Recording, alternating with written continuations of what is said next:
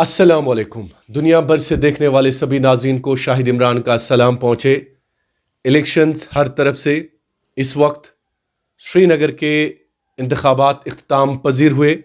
वहीद पर्रा, मोहम्मद अशरफ मीर और national conference के रूहुल्ला कहीं ना कहीं तिकोनी मुकाबले में कहा जा रहा है कि काफ़ी क्लोज कॉन्टेस्ट होगा श्रीनगर सीट पर। बहरहाल 4 जून को वाज़िया होगा नतीजा, इंतज़ार करना होगा। रुख करते हैं शुमाली कश्मीर का।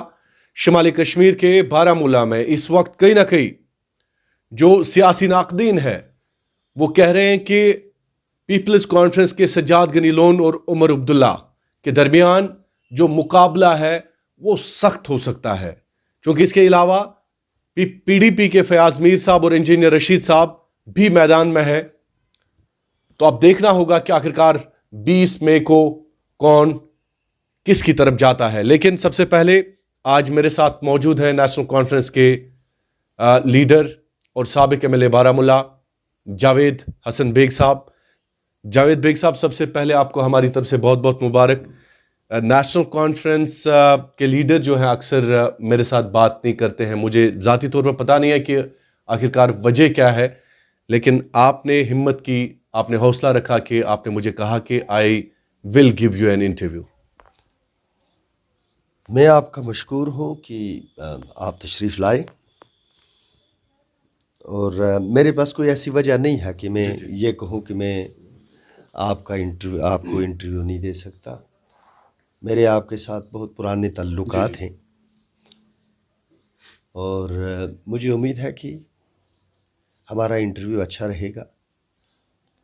आप अपने ज़मीर के हिसाब से सवाल पूछेंगे और हम अपने ज़मीर के हिसाब से जवाब देंगे। जी जी, ये ज़रूरी नहीं है कि हर सवाल के जवाब से आप मुतमईन होंगे। अवाम मुतमिन हो। नज़रियात का इख्तिलाफ ही जमहूरियत की रूह होती है। अगर सब के नज़रियात यकसां हों तो फिर जमहूरियत क्या है? Difference of opinion is the beauty and the essence of democracy. तो सिर्फ इतनी सी बात है कि जो जर्नलिस्ट होते हैं इनको बहुत ऑब्जेक्टिव होना चाहिए, न्यूट्रल होना चाहिए, क्योंकि आप एक अमानतदार हैं, है ना। एक ये जो जमहूरियत का सबसे अहम सतून जर्नलिस्ट है, सबसे अहम सतून। आप हमको आईना दिखाते हो, अगर उस आईने में हमें अपनी शक्ल अच्छी नहीं लगती, उसमें आपका कसूर नहीं है, उसमें हमारा अपना कसूर होगा। कोशिश हमें ये करनी चाहिए कि जब कोई आईना दिखाए तो अगली बार जब वो दिखाए तो बेहतर शक्ल नज़र आए। नहीं जावेद साहब, actually I tried multiple times कि मैं साबिक वज़ीर आला उमर अब्दुल्ला साहब के साथ बात करूं। मैंने आपके मुख्तलिफ जो आपके स्पोक्स पर्सन होते हैं, सारा हयात है, इमरान नबी डार साहब है, तनवीर सादिक साहब है, मैंने कोशिश की थी आज से पहले 4-5 महीने के आप अपना स्पोक्स पर्सन कश्मीर ग्राउंड पे भेजें, लेकिन आई डोंट नो कि उनका क्या है। आई डोंट नो कि शायद वो चाहते हैं कि गाँव से जर्नलिस्ट आया है, उनके साथ शहर वाले कैसे बात करें, छोटे मोटे गाँव से, शुमाली कश्मीर से आता है। I thought like that. तो उमर साहब ने हमारे साथ बात कभी नहीं की। इंशाअल्लाह ताला जब उमर साहब जीत जाएंगे तो मैं यकीनन एक आपका इंटरव्यू उनसे करवा दूँगा। अच्छा, जीतने के बाद? इंशाअल्लाह ज़रूर करवाएंगे इंटरव्यू। ठीक है, फिर उसमें इंतज़ार करना पड़ेगा। बहरहाल जावेद बेग साहब, पहला सवाल यही है कि आप पे लोग सवाल उठाते हैं कि आप पीडीपी में थे, उसके बाद आप अपनी पार्टी में गए, तो नेशनल कॉन्फ्रेंस आपने बाई कन्विक्शन ज्वाइन की या ये मजबूरी, हालात की मजबूरी है? लोगों को यही लगता है कि जावेद साहब ने अल्ताफ़ बुखारी साहब को एक चिट्ठी भी लिखी थी जिसमें आपने माफ़ी भी मांगी थी, आपके सियासी हरीब कहते हैं। किस लिहाज कौन सी चिट्ठी है? मंजर आम पे आनी चाहिए। झूठ है, बिल्कुल झूठ है। किस बात की माफ़ी मांगूंगा? आपने कोशिश की थी वापस? नहीं, सवाल पैदा, क्वेश्चन डज नॉट अराइज। भाई ये सवाल ही आप मुझसे मत पूछें, इसकी बुनियाद ही नहीं है। जिस आदमी को, जब आपको मैं ये बताऊं कि जब मैं अपनी पार्टी में था तो मेरा ज़मीर मुतमिन नहीं था, और आपने मुझे उस दौरान زمینی سطح پر کبھی ایکٹیو دیکھا ہی نہیں ہوگا. بالکل. کبھی جلسوں نہیں میں دیکھا. آپ جاتے تھے, میٹنگز میں جاتے تھے؟ تو میرے ان کے ساتھ اختلافات تھے, اور میرے جس چیز پہ اختلافات تھے وہ آج سامنے ہے. آج نارتھ کشمیر میں کہاں ہے اپنی پارٹی؟ ہمارے ذرائع کہتے ہیں کہ آپ نے الطاف بخاری صاحب سے معافی مانگنے کی کوشش کی تھی. بھائی وہ تو کوئی کس چیز کی معافی مانگوں یار؟ کہ میں واپس آ جاؤں گا. کیا کرتا وہاں جا کے؟ نہیں, وہ آپ جانتے ہیں. جھوٹ ہے, بالکل جھوٹ ہے. دس از اٹر نان سینس. اچھا. یس یس یس. کچھ نہیں ایسا ہو سکتا ہے کہ جب انہوں نے میرے پاس نہیں, حادثاتی لحاظ سے آپ نے نیشنل کانفرنس جوائن کی نا نہ اچانک. کوئی حادثاتی نہیں تھا. نہ کوئی حادثاتی نہیں تھا. کوئی حادثاتی نہیں تھا. نہیں, بیگ صاحب سے پہلے آپ پی ڈی پی کو اپروچ کر رہے تھے. میں کیوں کرتا ہے اپروچ؟ ایسا سنا گیا. نہیں بالکل جھوٹ ہے. ہمارے sources پی ڈی پی نے میرے ساتھ مجھے اپروچ کیا تھا. پی ڈی پی, ہاں بالکل, پی ڈی پی کے میرے جو ساتھی تھے پی ڈی پی کے اندر, انہوں نے مجھے اپروچ کیا تھا کہ آپ واپس آ جائیں. ٹھیک. چونکہ میرے جو ساتھی پی ڈی پی میں ہیں وہ میری فیملی کی طرح ہے. ہم نے ایک پارٹی میں 20 سال گزارے ہیں. پی ڈی پی وہ پلیٹ فارم تھا جہاں سے میں نے سیاست سیکھی ہے, کی ہے. تو یہ کیسے ممکن ہے کہ جس جماعت کے ساتھ آپ کا تعلق 20 سال کا ہو, اس میں آپ کے دوست ہمدرد ساتھی نہ ہو؟ ہوتے ہیں بالکل. تو جو یہ تعلق ہوتا ہے یہ ختم ہوتے ہوتے بڑا وقت لگتا ہے انسان کو. تو پی ڈی پی کے اندر میں جب تھا, اس میں بھی کئی مرتبہ آپ نے سنا ہوگا کہ مختلف معاملات پہ میرے اور ان کے درمیان میری اپنی سطح ایک ہے. میں کوئی بڑی سطح کا آدمی نہیں ہوں, میں ایک عام سا ایک سیاسی ورکر ہوں, اس وقت بھی پہلے بھی تھا. تو میرا کچھ معاملوں میں نقطہ نظر ایک تھا, اور میرا نقطہ نظر اس ڈرافٹ نوٹ میں بھی ہے جس دن ہم نے پارٹی کا آئین جموں میں مرتب کیا اور سب نے تقاریر کی. میں نے بھی ایک تقریر وہاں کی. جو وہ پمپلیٹ بعد میں شائع ہوا, اور دوسرے دن جو اس وقت کشمیر ٹائمز ہوتا تھا, ایک بڑا مشہور اخبار جموں سے نکلتا تھا, اس کے پیج پہ فرنٹ پیج پہ سب سے بڑی اسپیچ میری ہی تھی. اور یہ 2000 کی بات ہے, 2000 کی بات ہے. تو اس وقت بھی میرا ایک نقطہ نظر تھا, اور جب آپ اس کو پڑھیں گے تو دیکھیں گے آج کے حالات میں اس کی کتنی ریلیونس ہے جو کچھ میں نے کہا تھا. تو میں یہ نہیں کوئی کہتا ہوں کہ بیگ صاحب یہاں پہ میں پوچھنا چاہوں گا, اگر آپ کا نقطہ نظر تھا تو یہ نقطہ نظر تبدیل کیوں ہو گیا؟ آپ خود کہتے ہیں کہ میرا اسپیچ, میری تقریر سب سے بڑی تقریر تھی پی ڈی پی میں, تو یہ نقطہ نظر چینج کیوں ہو گیا؟ کیا آپ نے حالات کے قدموں میں اپنے آپ کو ایک مجبور انسان سمجھا, یا آپ گر گئے حالات کے قدموں میں؟ نہیں, حالات کے قدموں میں گرنے کا تو سوال پیدا نہیں ہوتا نا. سوائے اللہ کے سامنے کوئی کسی کے سامنے گرنا نہیں چاہیے اصولی طور. اگر آپ کو گرنا ہے, جھکنا ہے, تو آپ اس کے سامنے جھکیں جس کے سامنے ساری کائنات جھکتی ہے. جس طرح سے آپ نے کہا میری تقریر, کہ نہیں تقریر, اس سے میرا یہ کہنے کا مطلب ہے کہ میں پی ڈی پی میں تھا تو میرا ایک نقطہ نظر تھا نا. بالکل. میں اپنے اس نظریے کے ساتھ پی ڈی پی میں تھا. میرے نظریے کو وہاں پذیرائی ملی نہیں ملی, مجھے اس کے ساتھ غرض نہیں ہے. غرض مجھے اس کے ساتھ ہے کہ جب میں کسی پارٹی میں تھا. آپ انڈیویجول نظریے آئیڈیالوجی کی بات کر رہے ہیں یا پارٹی؟ اپنی ذاتی نظریات کی بات کرتا ہوں. مثال کے طور پر جب انہوں نے سیلف رول ڈاکومنٹ بنایا, تو میں وہ واحد آدمی تھا جس نے, جب بیگ صاحب نے یہ پریزنٹ کیا, ہر ایک ممبر کو ایک کوشچن پوچھنے کی اجازت تھی. تو میں نے جو کوشچن پوچھا اس پہ مفتی صاحب اور بیگ صاحب ان سب کو غصہ آیا, کیونکہ میں نے ان کو یہ کہا تھا کہ آپ کے پاس جو ہے آپ اس کو بچانے کی کوشش کریں. آپ ایسے خواب ہم لوگوں کو دکھائیں گے, آپ یہ سمجھتے ہیں کہ جو گورنمنٹ آف انڈیا نے پچھلے 50 یا 60 سال میں اچیو کیا ہے وز کشمیر, وہ پی ڈی پی کے کہنے پہ اس کو ریورس کر کے صدر ریاست اور وزیر اعظم کر دیں گے. ہماری کوشش یہ ہونی چاہیے کہ ایک بڑا ہی ریئلسٹک اپروچ کے ساتھ آرٹیکل 370 اور 35A اس کی کنسالیڈیشن کی طرف جانا چاہیے, اس کی پرماننس کی طرف جانا چاہیے, اور اسی کے فریم ورک میں رہ کر ہمیں کوشش یہ کرنی چاہیے کہ جو مرکز نے ہمیں اس وقت دیا ہے یہ کہیں ہم سے نہ چھین جائے. تو اس پہ تو بہت ناراض ہو گئے تھے سارے لوگ.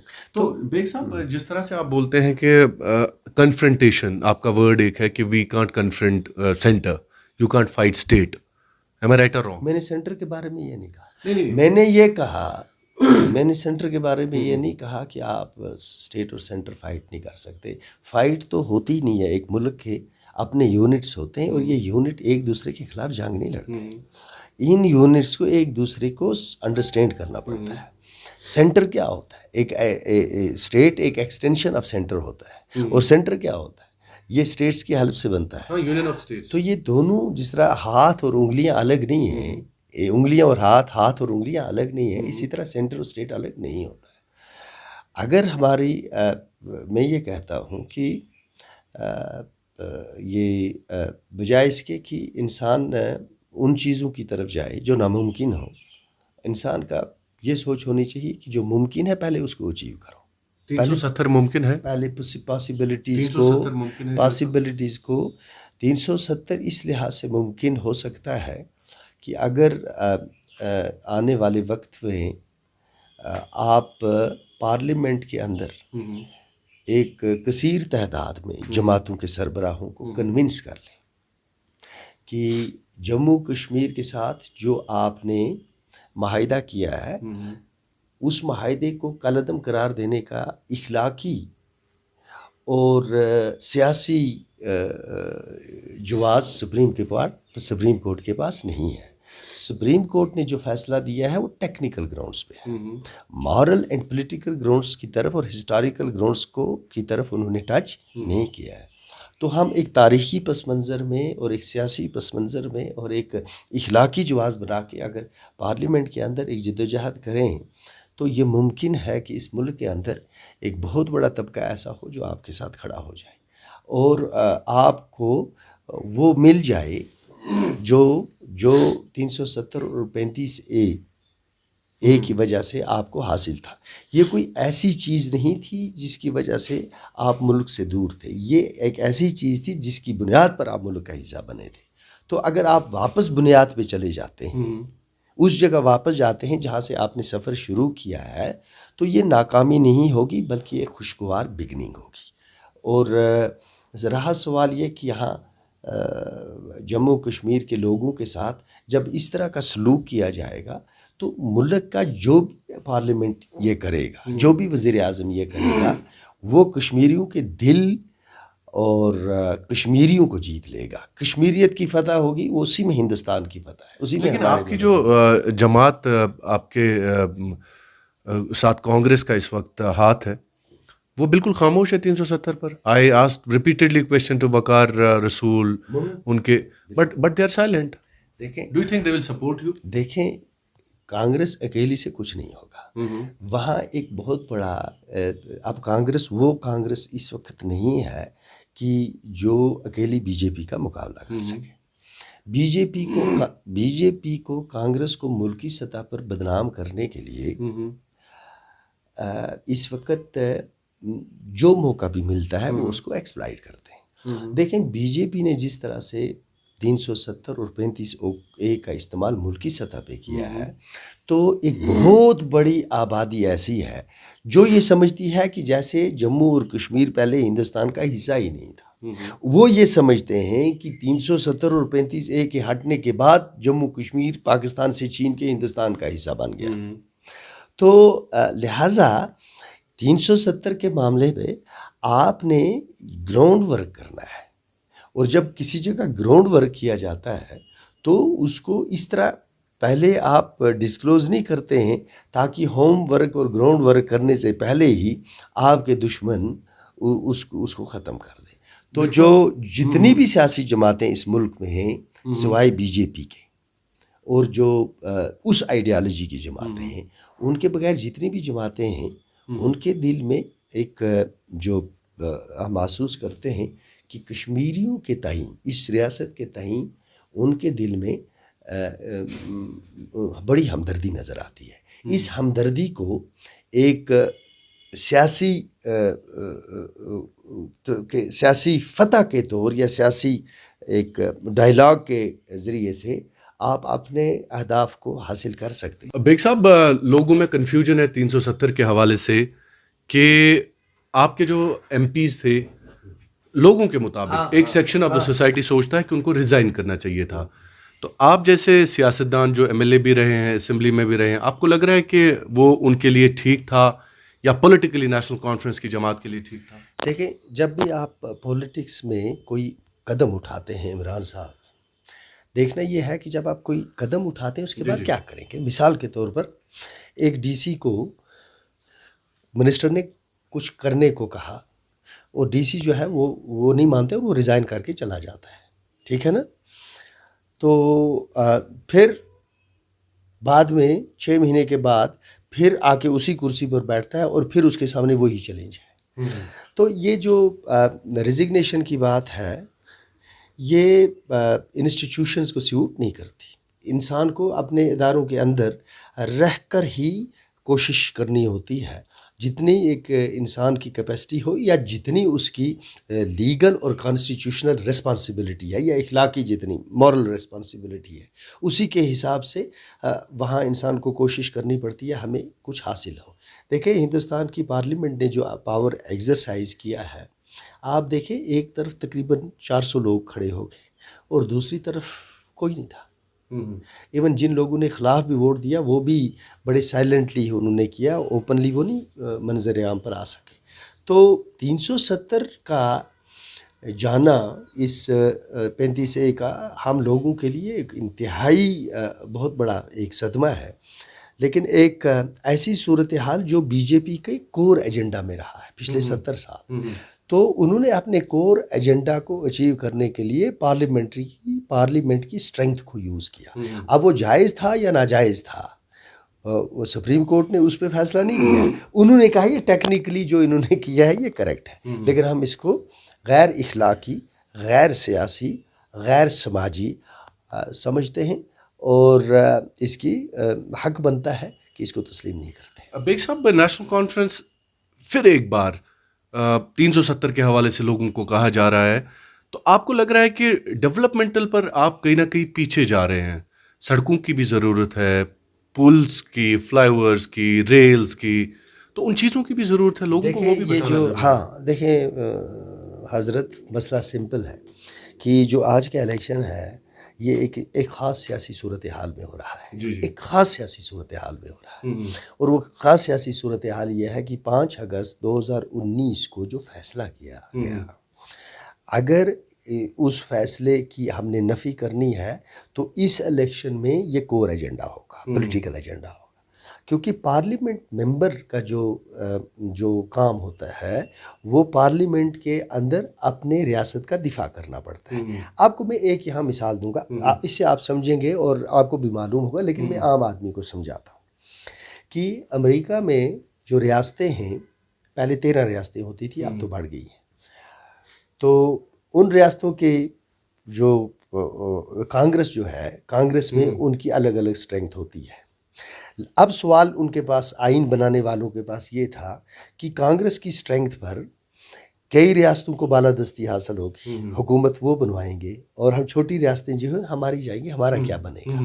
قانون بنے گا تو ان کے کہنے پہ بنے گا، بجٹ پاس ہوگا تو ان کے کہنے پہ ہوگا، پریزیڈنٹ بنے گا تو ان کے کہنے پہ ہوگا. تو ہم کس طرح سے اس کانسٹیٹیوشن میں، آئین میں ہمیں کیسے، اسٹرکچر میں کیسے ہمیں حاصل ہوگی ایک اسپیس. مثال کے طور پر یہاں یو پی ہے جس کے 80 کے قریب، شاید کتنے 88 ہے نا. اچھا، تو یو پی کے لوگ جو ہیں وہ ڈیسائیڈ کر دیتے ہیں، یا گجرات کے لوگ یا کہہ رہے ہیں نا ملک میں کیا حکومت ہے. تو وہاں پر سینیٹ بنا اور انہوں نے یہ کہا کہ سینیٹ میں آبادی اور پارلیمنٹ کی اسٹرینتھ پر ممبر نہیں ہوں گے. سینیٹ میں ہر ایک اسٹیٹ کو 2 ممبر ہوں گے، چاہے وہ چھوٹی اسٹیٹ ہے چاہے وہ بڑی اسٹیٹ ہے، 2 ممبر ہوں گے. اور اس لیے ہوں گے 2 ممبر تاکہ جب بھی کانگریس کوئی بل پاس کرے گی، جب وہ سینیٹ میں جائے گی تو وہاں چھوٹی ریاست کو بھی 2 ووٹ ہوں گے اور بڑی سے بڑی ریاست کو بھی 2 ووٹ ہوں گے. اس طرح سے جو کانگریس میں ناانصافیاں ہو جاتی ہیں ان کو ہاؤس آف ایلڈرز میں ایڈریس کریں، جیسے ہمارا راجیہ سبھا ہے. کریکٹ. تو یہاں ہمارے آئین میں بدقسمتی سے یہ نہیں ہے کہ جموں کشمیر کے یہاں اتنے ممبر جائیں کہ جموں کشمیر کے بھی 2 ہوں، یو پی کے بھی 2 ہوں، یہ نہیں ہے. یہاں یو پی کی جو وہاں کی اسٹرینتھ ہے اسی کے پروپورشنیٹ سروں کو گنا جاتا ہے. ہاں وہاں ملتا ہے. تو یہ بل جو تھی 370 کی، یہ وہ راجیہ سبھا میں پہلے لے کر آ گئے.